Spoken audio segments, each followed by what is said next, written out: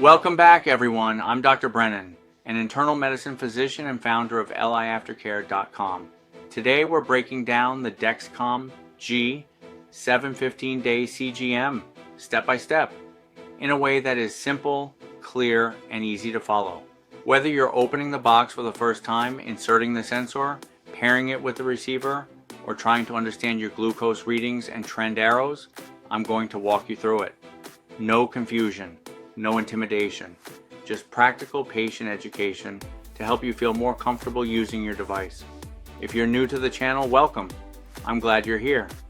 Please hit that subscribe button, tap the like button, and turn on notifications so you don't miss more patient education videos like this.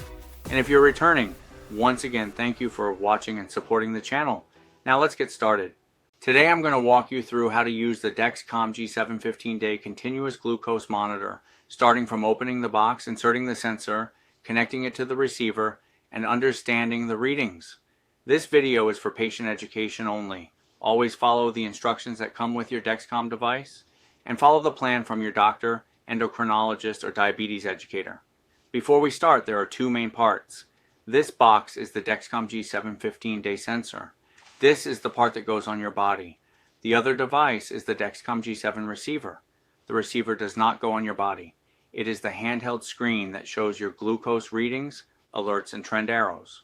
The Dexcom G7 system needs three things: the sensor, the overpatch, and a display device, which can be either a compatible smartphone or the Dexcom receiver. Now let's open the sensor box. Inside you'll have the sensor applicator, the overpatch, and the instructions. The Dexcom G7 sensor and transmitter are built together in one small device. Before you insert it, check the box and make sure it is not expired, the package is sealed, and nothing looks damaged. Wash your hands before handling the sensor. Now we're going to choose the site. For most users, the Dexcom G7 sensor goes on the back of the upper arm. Pick an area with enough soft tissue, not directly over muscle, not irritated, not bruised, and not where clothing will rub or where you are likely to bump it. Dexcom's instructions say to choose the back of the upper arm and avoid areas likely to be bumped or pushed. Clean the area with an alcohol wipe and let it dry completely. Now take the applicator, unscrew the cap.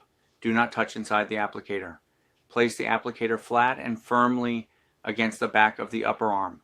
Once it is pressed firmly against the skin, press the button. You may feel a quick pinch or pressure. That is the sensor being inserted.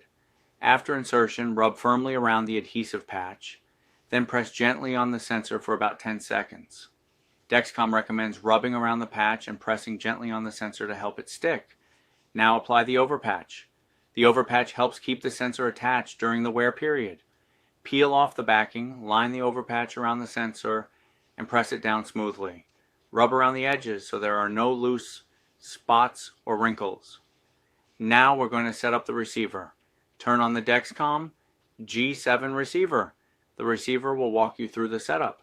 Follow the prompts on the screen. You'll enter the 4-digit pairing code from the sensor applicator.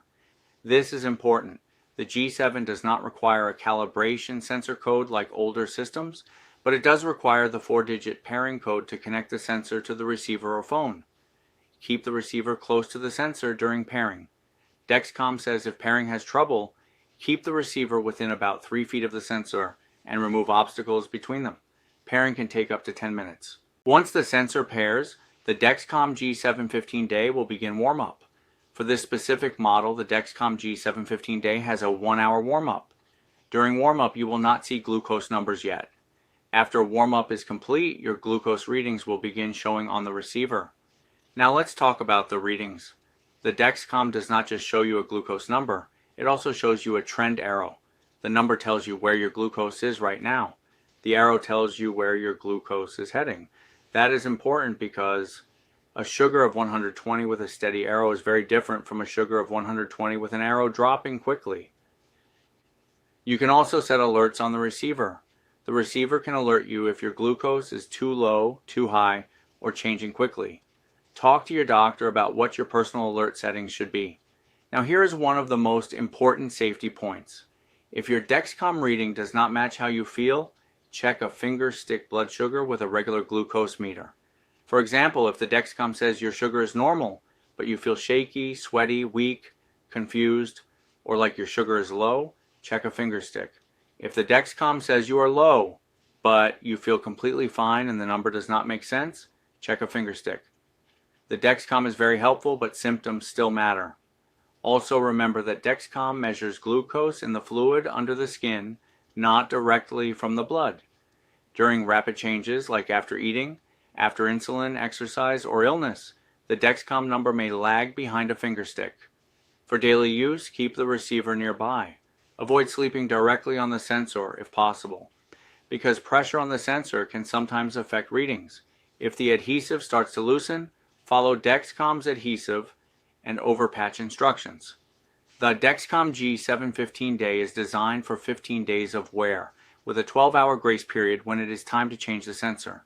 Dexcom notes that some sensors may not last the full 15 days, so follow the alerts and instructions on your receiver. When the session is over, gently peel off the sensor like a bandage and place a new sensor on a different site.